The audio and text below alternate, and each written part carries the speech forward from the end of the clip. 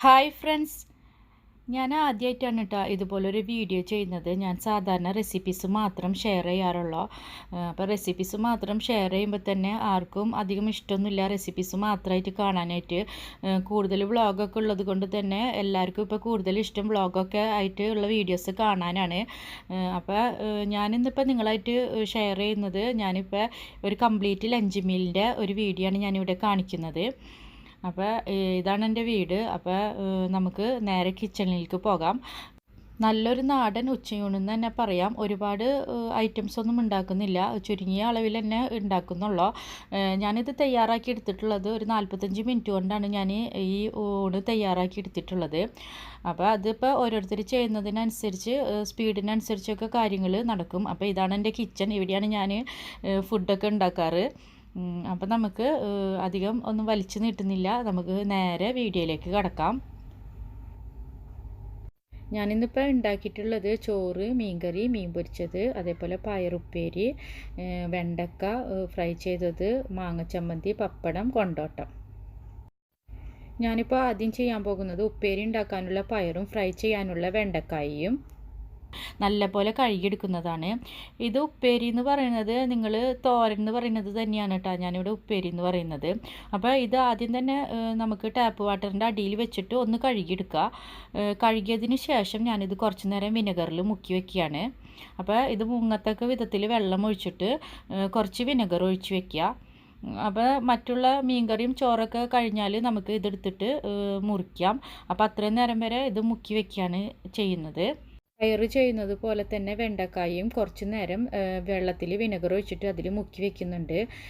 പിന്നെ ഇതൊന്ന് നല്ലപോലെ കഴുകിയെടുത്തിട്ട് വേണം കുറച്ച് നേരം മുക്കി വെക്കാനായിട്ട്. കഴുകാണ്ട് തന്നെ മുക്കി വെക്കണേക്കാളും കൂടുതൽ നല്ലതൊന്ന് കഴുകിയെടുത്തിട്ട് മുക്കി വെക്കുന്നതാണ്.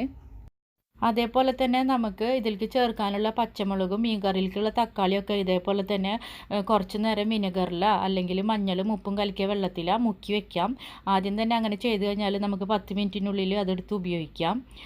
അപ്പോൾ നമുക്ക് ഇപ്പോൾ പച്ചക്കറി അങ്ങോട്ട് നീക്കി വെച്ചു. ഇനി നമുക്ക് മീനൊന്ന് കഴുകിയെടുക്കണം. അപ്പോൾ മീനിൻ്റെ അടുത്തുനിന്ന് തന്നെ പച്ചക്കറി നമുക്കൊന്ന് മാറ്റി വയ്ക്കാം. അപ്പോൾ ഒരു മാങ്ങ ഫ്രിഡ്ജിൽ നിന്ന് എടുത്ത് പുറത്ത് വെച്ചിട്ടുണ്ട്. നമുക്ക് ഈ മാങ്ങ കൊണ്ട് ചമ്മന്തി ഉണ്ടാക്കണം. ഇനി നമുക്ക് ഈ മീനൊന്ന് കഴുകിയെടുക്കണം. ഞാനിത് മുറിച്ച് വാങ്ങിയിട്ടുള്ള മീനാണ് കേട്ടോ. അപ്പോൾ അതുകൊണ്ട് തന്നെയാണ് എനിക്ക് 45 മിനിറ്റിനുള്ളിൽ പണി കഴിക്കാൻ പറ്റിയത്. അപ്പോൾ ഇത് മുറിക്കാണ്ടൊക്കെ കിട്ടുകയാണെങ്കിൽ തന്നെ നിങ്ങൾക്ക് 1 മണിക്കൂറിനുള്ളിൽ പണികളൊക്കെ തീരും. മീനും ഇതേപോലെ തന്നെ ഓരോന്നെടുത്തിട്ട് തന്നെ ടാപ്പ് വാട്ടറിൻ്റെ അടിയിൽ വെച്ചിട്ട് കഴുകിയെടുക്കുകയാണ് ഞാൻ ചെയ്യുന്നത്. എനിക്ക് അതാണ് കൂടുതലും ഇഷ്ടം. എന്നാലാണ് എനിക്ക് മീനൊക്കെ ഒന്ന് വൃത്തിയായി തോന്നുള്ളൂ. അപ്പോൾ ഓരോ പീസും കഴുകിയിട്ട് വേറൊരു പാത്രത്തിലേക്ക് മാറ്റി വയ്ക്കുകയാണ് ചെയ്യുന്നത്. ഇനി ഇതൊക്കെ നല്ലപോലെ കഴുകി വൃത്തിയാക്കിയതിന് ശേഷം നമുക്ക് ഫ്രൈ ചെയ്യാനുള്ള മീൻ ഒന്ന് മാറ്റി വെക്കണം. അപ്പോൾ എല്ലാ മീനും നമ്മൾ ഫ്രൈ ചെയ്യാൻ എല്ലാ പീസും നമുക്ക് ശരിയാവില്ല. അപ്പോൾ ഇതേപോലുള്ള പീസുകൾ മാത്രം എടുത്തിട്ടാണ് ഞാനിവിടെ ഫ്രൈ ചെയ്തെടുക്കുന്നത്. അപ്പോൾ നിങ്ങൾക്ക് എങ്ങനെയാണെന്ന് വെച്ചാലും ചെയ്യാം കേട്ടോ. നമുക്ക് ഇഷ്ടപ്പെട്ട ഏത് പീസ് വേണമെങ്കിലും ഫ്രൈ ചെയ്യാനായിട്ട് നമുക്ക് മാറ്റി വയ്ക്കാം. ഇനി നമുക്ക് ഫ്രൈ ചെയ്യാനുള്ളത് വേറൊരു പാത്രത്തിലേക്ക് മാറ്റിയതിന് ശേഷം നമുക്ക് അതിലേക്കുള്ള മസാല ഒന്ന് തേച്ച് വെക്കാം. അപ്പം നമ്മൾക്ക് ഏറ്റവും ലാസ്റ്റ് ഇത് പൊരിക്കാൻ നേരമാകുമ്പോഴേക്കും ആവശ്യത്തിന് അതിൽ ഉപ്പും മുളകൊക്കെ പിടിച്ചിട്ടുണ്ടായിരിക്കും. അപ്പോൾ അതിലേക്ക് ആവശ്യത്തിനുള്ള മുളക് പൊടിയും ഉപ്പും മഞ്ഞൾപ്പൊടിയും ചേർത്തിട്ട് പിന്നെ കുറച്ച് ഇഞ്ചി വെളുത്തുള്ളി പേസ്റ്റും കറിവേപ്പിലയും കൂടി ചേർത്തിട്ട് ഞാനിവിടെ ഒന്ന് മസാലയൊക്കെ തേച്ച് വയ്ക്കുന്നുണ്ട്. വേണമെങ്കിൽ കുറച്ച് വിനെഗറോ ചെറുനാരങ്ങ നീരോ അല്ലെങ്കിൽ തൈരോ നിങ്ങൾക്ക് ചേർക്കാം കേട്ടോ. ഞാൻ ഇന്നിപ്പോൾ അതൊന്നും ചേർത്തിട്ടില്ല. അപ്പോൾ ഇത്രയും ഇൻഗ്രീഡിയൻസൊക്കെ ഒന്ന് തേച്ചിട്ട് കുറച്ച് നേരം അതവിടെ ഒന്ന് മൂടി വയ്ക്കാം. ഇനി നമുക്ക് മീൻകറി തയ്യാറാക്കിയെടുക്കാം. ആദ്യം തന്നെ മീൻകറിയും ചോറും കൂടിയിട്ട് തയ്യാറാക്കിയതിന് ശേഷം അത് സ്റ്റവിൽ വെച്ചതിന് ശേഷമാണ് ഞാൻ പച്ചക്കറി മുറിച്ചെടുക്കുന്നത് കേട്ടോ. അപ്പോൾ മീൻകറിക്കുള്ള ചട്ടി ആദ്യം തന്നെ വെച്ചു. അപ്പോൾ ചട്ടി ചൂടായി വരുന്ന സമയം കൊണ്ട് നമുക്ക് ഇതിലേക്കുള്ള ചെറിയ ഉള്ളിയൊക്കെ ഒന്ന് അരിഞ്ഞെടുക്കാം. അതേപോലെ തന്നെ തക്കാളിയൊക്കെ കുറച്ച് നേരം ഞാൻ വെള്ളത്തിലിട്ട് വെച്ചിട്ടുണ്ട്. അപ്പോൾ തക്കാളിയും പച്ചമുളകും നമുക്ക് അരിഞ്ഞെടുക്കാം. ചെറിയ ഉള്ളി വേണമെന്ന് നിർബന്ധമൊന്നുമില്ല, പക്ഷേ ചെറിയ ഉള്ളി ഇട്ടാൽ അറിയാലോ കറിക്ക് ടേസ്റ്റ് കൂടും. സബോളയാണെങ്കിലും ഇട്ടാലും പ്രശ്നമൊന്നുമില്ല. നല്ല തിരക്കുള്ള സമയത്തൊക്കെ ആണെങ്കിൽ ഒരുപാട് ചെറിയ ഉള്ളിയൊക്കെ മുറിച്ചെടുക്കാൻ ബുദ്ധിമുട്ടായിരിക്കും. 10-12 ചെറിയ ഉള്ളിയൊക്കെ മുറിച്ചെടുക്കാൻ ബുദ്ധിമുട്ടാണെങ്കിൽ സബോള ഇടാം. അതേപോലെ തന്നെ 2 തക്കാളിയും 1 കഷ്ണം ഇഞ്ചിയും ഒരു വെളുത്തുള്ളിയുടെ അല്ലി 1-2 വെളുത്തുള്ളിയുടെ അല്ലി മാത്രം ആവശ്യമുള്ളൂ. അത്രയും ഇൻഗ്രീഡിയൻസും കൂടി ഞാനിതിൽ ചേർത്ത് കൊടുക്കുന്നുണ്ട്. പിന്നെ പച്ചമുളക് കുറച്ച് നെടുകെ കീറിയിട്ട് അതും കൂടി ചേർത്ത് കൊടുക്കുക. പിന്നെ കറിവേപ്പില. ഇത്രയും ഇൻഗ്രീഡിയൻസ് നമ്മൾ അരിഞ്ഞ് വരുമ്പോഴേക്കും നമ്മളുടെ ചട്ടിയുടെ ചൂടായിട്ടുണ്ടായിരിക്കും. അപ്പോൾ ചട്ടി ചൂടായി കഴിഞ്ഞാൽ നമ്മൾ അതിലേക്ക് കുറച്ച് വെളിച്ചെണ്ണ ഒഴിച്ച് കൊടുത്തിട്ട് നമുക്ക് ഈ അരിഞ്ഞ് വെച്ചേക്കുന്ന ഇൻഗ്രീഡിയൻസ് ഇതിലിട്ട് കൊടുക്കാം. അപ്പോൾ ഞാനിപ്പോൾ എല്ലാത്തിനും വെളിച്ചെണ്ണ തന്നെയാണ് എടുക്കുന്നത്. പിന്നെ മീൻ കറിയൊക്കെ ഉണ്ടാക്കുമ്പോൾ കൂടുതൽ ടേസ്റ്റ് നമ്മൾ സൺഫ്ലവർ ഓയിലൊക്കെ എടുക്കുന്നതിനേക്കാളും കൂടുതൽ നല്ലത് വെളിച്ചെണ്ണ തന്നെ എടുക്കുന്നതാണ്. വെളിച്ചെണ്ണയിൽ ഉണ്ടാക്കുന്ന ടേസ്റ്റ് ഒന്നും ഓയിലിൽ പൊരിച്ചാൽ എന്തായാലും കിട്ടില്ല. ഇനി നമുക്കതൊന്ന് വഴന്ന് വരാൻ വേണ്ടി ഞാൻ വെച്ചിട്ടുണ്ട്. ഇടയ്ക്കൊന്ന് ഇളക്കി കൊടുത്താൽ മതി. ആ സമയം കൊണ്ട് കറിയിലേക്കുള്ള തേങ്ങ ഒന്ന് അരച്ചെടുക്കണം. ഈ തേങ്ങ ഇതുപോലെ ഫ്രൈ ചെയ്തിട്ട് നമ്മൾ ഫ്രിഡ്ജിൽ സൂക്ഷിച്ച് വെക്കുന്നതാണ്. അപ്പോൾ ഇത് കുറേ നാൾക്ക് നമുക്ക് കേടുവരാണ്ടിരിക്കും. ഇതിപ്പോൾ കിങ് ഫിഷ് ആയതുകൊണ്ടാണ് ഞാനിതുപോലെ വറുത്ത തേങ്ങ എടുത്തിട്ട് ചെയ്യുന്നത് കേട്ടോ. സാധാരണ ഉള്ള മീനൊക്കെ ആണെങ്കിൽ നമുക്ക് ഇതുപോലെ വറുത്ത തേങ്ങയുടെ ആവശ്യമില്ല, മുളക് കറി ഉണ്ടാക്കിയാൽ മതി. കിങ് ഫിഷിന് ശരിക്കും വറുത്ത തേങ്ങ തന്നെ വേണം. അപ്പോൾ ഇനി ഇതിലേക്ക് ഒരു 1/4 ടീസ്പൂൺ ഉലുവപ്പൊടിയും ആവശ്യത്തിന് വെള്ളം കൂടി ഞാൻ ചേർത്തിട്ടുണ്ട്. അപ്പോൾ ഇത് നല്ലപോലെ അരച്ചെടുക്കുക. അപ്പോൾ നിങ്ങൾ ഇതുപോലെ തേങ്ങ കുറച്ചൊന്നും എടുത്തിട്ട് ഫ്രൈ ചെയ്ത് വെക്കുകയാണെങ്കിൽ കുറേ നാൾ കേടുകൂടാതിരിക്കുകയും ചെയ്യും. നമുക്ക് കറി ഉണ്ടാക്കുമ്പോൾ ആവശ്യത്തിന് ഇതുപോലെ ഉപയോഗിക്കാം. അപ്പോൾ തേങ്ങ അരച്ച് കഴിഞ്ഞപ്പോൾ ഞാൻ ചോറിനുള്ള വെള്ളം കുറച്ച് വെച്ചിട്ടുണ്ട്. ഇനി ആവശ്യത്തിനുള്ള അരി അളന്നെടുത്തിട്ട് നല്ല പോലെ കഴുകിയതിന് ശേഷം വെള്ളം തിളച്ച് കഴിഞ്ഞാൽ അതിലേക്ക് ഇട്ട് കൊടുക്കുകയാണ്. അപ്പോൾ വെള്ളം തിളച്ചുകൊണ്ടിരിക്കുമ്പോൾ തന്നെ ഞാൻ അതിലേക്ക് ഉപ്പും കൂടി ഇട്ട് കൊടുത്തിട്ടുണ്ട് കേട്ടോ. ഉപ്പില്ലാണ്ട് ചോറ് എന്തായാലും കഴിക്കാൻ പറ്റില്ല. അപ്പോൾ ഞാൻ ഉപ്പിട്ടിട്ട് തന്നെയാണ് ചോറ് വെക്കാറ്. ചില സമയത്ത് ഞാൻ ഈ അരി ഒരു 10 മിനിറ്റ് വെള്ളത്തിലിട്ടതിന് ശേഷം വെക്കാറുണ്ട്. അപ്പോൾ കൂടുതൽ ടേസ്റ്റ് ഉണ്ടായിരിക്കും. അത് എല്ലായ്പ്പോഴും ചെയ്യാറില്ല. അതൊക്കെ ഓരോ സാഹചര്യം അനുസരിച്ച് ചെയ്യും. ഇപ്പോൾ നമ്മളുടെ ഉള്ളിയും അതേപോലെ തന്നെ തക്കാളിയൊക്കെ നന്നായി വഴന്നിട്ടുണ്ട്. വഴന്ന് വന്നു കഴിഞ്ഞാൽ നമുക്ക് ഇതിലേക്കുള്ള പൊടികളൊക്കെ ഇട്ട് കൊടുക്കാം. മുളക് പൊടി, മഞ്ഞൾപ്പൊടി, മല്ലിപ്പൊടി, ഇത്രയും പൊടികളാണ് ഇട്ട് കൊടുക്കുന്നത്. അതിൽ മുളക് പൊടിയാണ് ഞാനിവിടെ അധികം ഇട്ട് കൊടുക്കുക. 2 ടീസ്പൂൺ മുളക് പൊടിയും 1/4 ടീസ്പൂൺ മഞ്ഞൾപ്പൊടിയും 1/2 ടീസ്പൂണിൽ കൂടുതൽ മല്ലിപ്പൊടി ഇട്ട് കൊടുക്കാറില്ല. 1/4 ടീസ്പൂണിനും 1/2 ടീസ്പൂണിനും ഇടയ്ക്കുള്ള ഒരു അളവിൽ മാത്രം ഞാൻ മല്ലിപ്പൊടി മീൻകറിയിൽ ഇട്ട് കൊടുക്കാറുള്ളൂ. മീൻകറിയിൽ ഞാനിവിടെ അധികം മല്ലിപ്പൊടി ഇട്ട് കൊടുക്കാറില്ല. എനിക്കതൊരിക്കലും ടേസ്റ്റ് ആയിട്ട് തോന്നാറില്ല മല്ലിപ്പൊടി മീൻ കറിയിൽ ഇട്ട് കൊടുത്താൽ. അപ്പോൾ ആ പൊടികളും കൂടി നമ്മൾ 1 മിനിറ്റ് ഇതിലിട്ടിട്ട് ഒന്ന് റോസ്റ്റ് ചെയ്തു. പൊടി റോസ്റ്റ് ചെയ്തിട്ട് വേണം നമ്മൾ ഈ അരപ്പ് ഒഴിച്ച് കൊടുക്കാനായിട്ട്. അത് തിളച്ചുകൊണ്ടിരിക്കുന്ന സമയം കൊണ്ട് തന്നെ നമുക്കിപ്പോൾ ഈ മിക്സി ഒന്ന് കഴുകി മാറ്റി വയ്ക്കാം. അല്ലെങ്കിൽ ഇങ്ങനെ പാത്രങ്ങൾ കൂടിക്കെടുക്കും. നമ്മൾ ഓരോന്ന് ചെയ്യുമ്പോൾ തന്നെ ആവശ്യമില്ലാത്ത പാത്രങ്ങളൊക്കെ കഴുകി അങ്ങോട്ട് മാറ്റി വെച്ചാൽ മതി. അതിനുശേഷം കൈയൊന്ന് നല്ലപോലെ കഴുകാൻ ശ്രദ്ധിക്കുക. അപ്പോൾ നമ്മൾക്ക് എല്ലാ ജോലിയും കഴിഞ്ഞാലും ജോലിഭാരം കുറഞ്ഞു കിട്ടും. അപ്പോൾ ഈ മിക്സി ഒന്ന് കഴുകിയതിന് ശേഷം അപ്പോഴേക്കും നമ്മൾ അരിക്കുള്ള വെള്ളവും അതേപോലെ തന്നെ മീൻകറിയുടെ അരപ്പും ഇവിടെ തിളച്ചിട്ടുണ്ട്. അപ്പോൾ കൈയൊക്കെ ഒന്ന് തുടച്ചതിന് ശേഷം നമുക്ക് അതിലേക്ക് അരി ഇട്ട് കൊടുക്കാം. വെള്ളത്തിലേക്ക് അരി ഇട്ട് കൊടുക്കുക. അതേപോലെ തന്നെ മീൻകറിയിലേക്കുള്ള മീനും നമുക്ക് അതിലേക്ക് ഇട്ട് കൊടുക്കാം.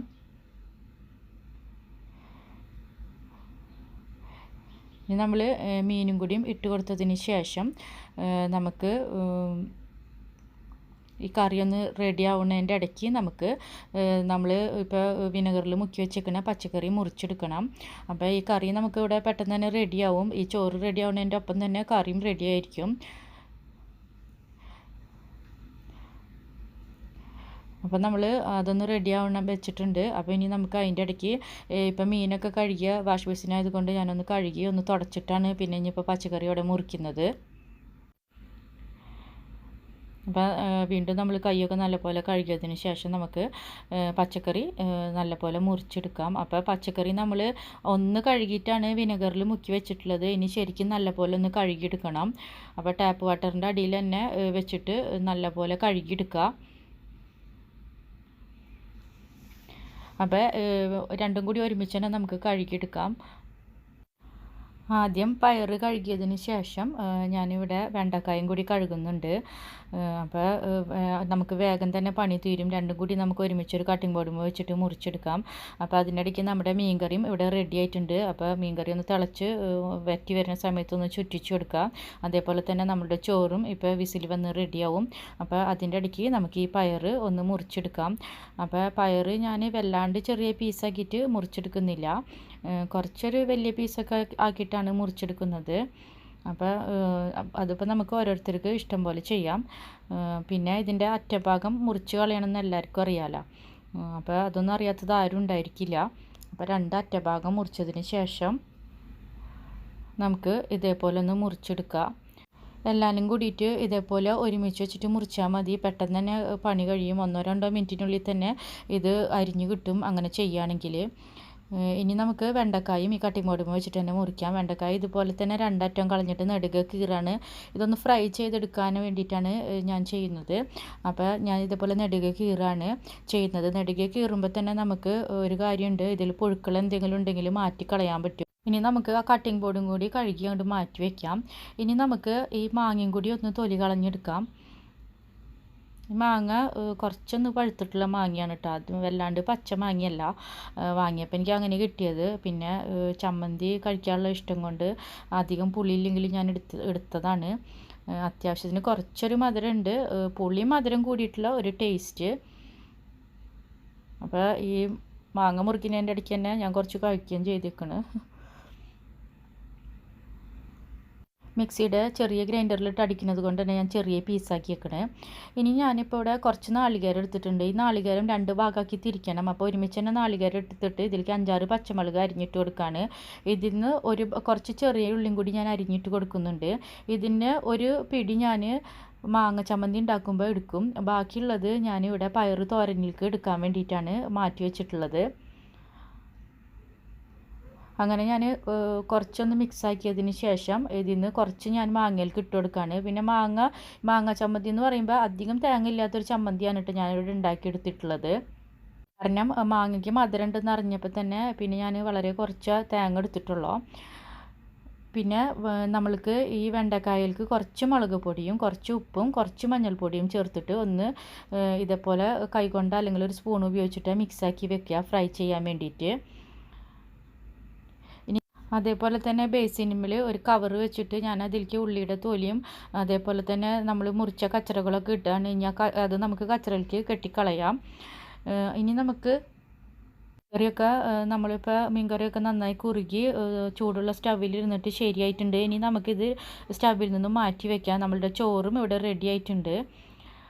ഇനി നമുക്ക് ഇത് രണ്ടും മാറ്റിയിട്ട് നമുക്ക് ഈ സ്റ്റൗവിൽ നമുക്ക് മറ്റുള്ളതൊക്കെ തയ്യാറാക്കി എടുക്കണം. ചോറും മീൻ കറിയും സ്റ്റവിൽ നിന്ന് മാറ്റിയതിന് ശേഷം ഞാനിവിടെ 3 സൈഡിലായിട്ട് 3 പാൻ വെച്ചിട്ടുണ്ട്.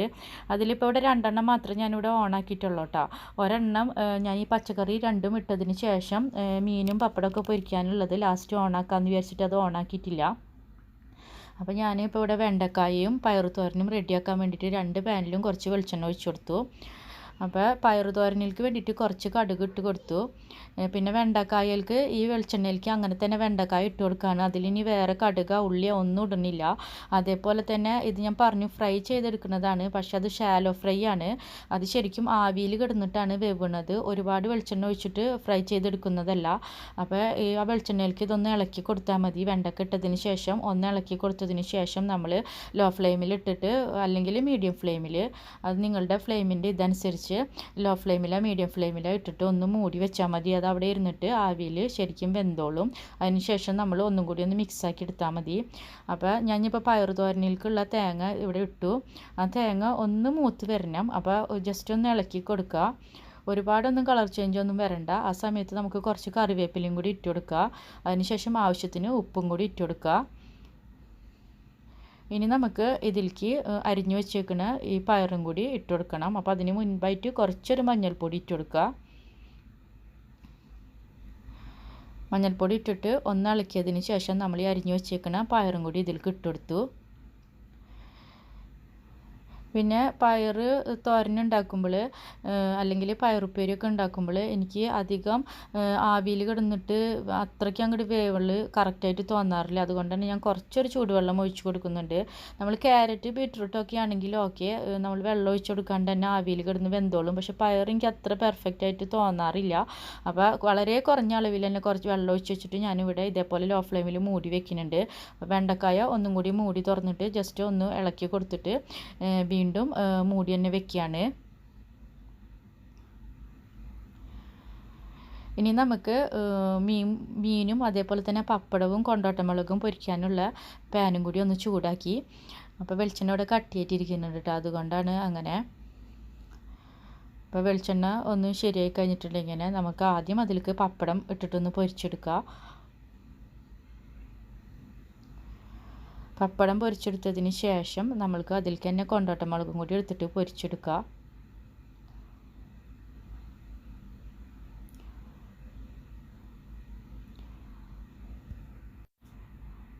ഇതിനിടയ്ക്ക് നമ്മളുടെ പയറുപ്പേരിയും അതേപോലെ തന്നെ വെണ്ടക്കായും റെഡിയായി കഴിഞ്ഞിട്ടുണ്ടെങ്കിൽ നമുക്ക് സ്റ്റവ് ഓഫ് ചെയ്യുക. അപ്പോൾ ആ ചൂടിൽ തന്നെ കുറച്ച് നേരം ഇരുന്നോട്ടെ. അപ്പോൾ നമ്മളുടെ കൊണ്ടാട്ടമുളക് വറുത്തതിന് ശേഷം നമുക്ക് മീൻ പൊരിക്കാനിടണം. കൊണ്ടാട്ടമുളകിനൊക്കെ ശരിക്കും ഈ വെളിച്ചെണ്ണയുടെ ചൂട് തന്നെ മതി ഇടലും എടുക്കലും ഒരുമിച്ചാവുക. ഇനി ഞാൻ ഈ വെളിച്ചെണ്ണയിലേക്ക് തന്നെയാണ് മീൻ ഇട്ട് കൊടുക്കുന്നത്.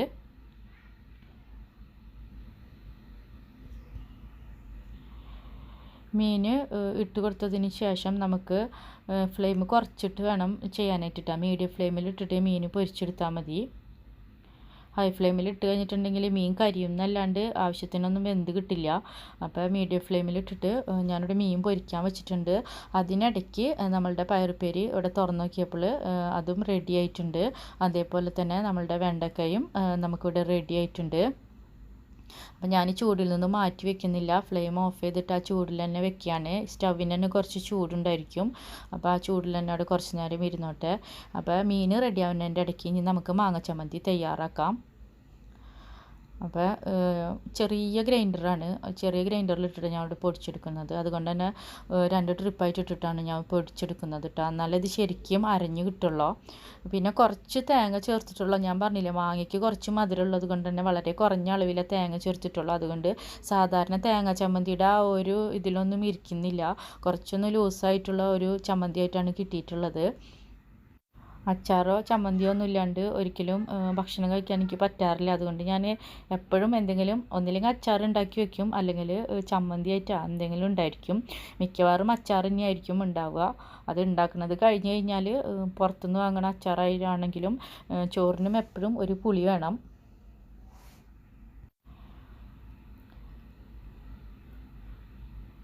അപ്പോൾ ഇടയ്ക്ക് ഒന്ന് മീൻ മറിച്ചിട്ട് കൊടുക്കണം. അപ്പോൾ എന്ത് പണി ചെയ്യുകയാണെങ്കിലും ഒരു ശ്രദ്ധ അങ്ങോട്ട് വേണം. അപ്പോൾ നമ്മളുടെ മീൻ ഇപ്പോൾ ഒരു സൈഡായപ്പോൾ ഞാൻ ആ സൈഡും കൂടി മറിച്ചിട്ട് കൊടുക്കുന്നുണ്ട്. അതിനിടയ്ക്ക് ഇപ്പോൾ മാങ്ങ ചമ്മന്തിയുടെ ഒരു ബാച്ച് ഞാനിപ്പോൾ ഇവിടെ പൊടിച്ചെടുത്തു. ഇനി അതിൽ തന്നെ ഇട്ടിട്ട് അടുത്തും കൂടി ഞാനിവിടെ ശരിയാക്കി എടുക്കുകയാണ്. ഇവിടെ മീനും ഇപ്പോൾ ഏറെക്കുറെ റെഡി ആയിട്ടുണ്ട്.